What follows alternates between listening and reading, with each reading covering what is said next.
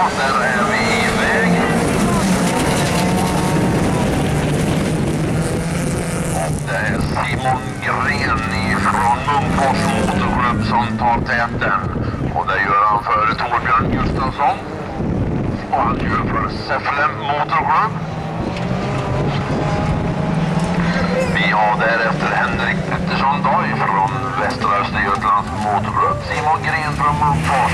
Han vann sin tid i första omgången och det är för närvarande. Så det är så att man har en ytterligare några poängar med, men ingen av sig ändå inte på. Ja, Torbjörn Gustafsson, Henrik Pettersson.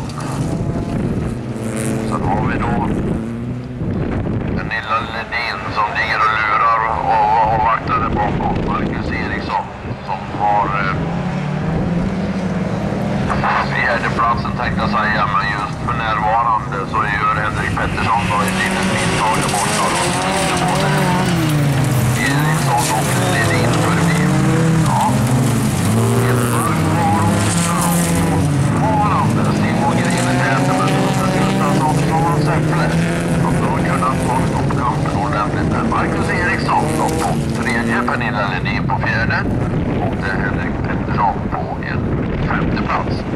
Vår flagger ringer ute, halva varvet kvar att åka, fortfarande drängen i täten. Nerför backen och ska bara upp för backen in.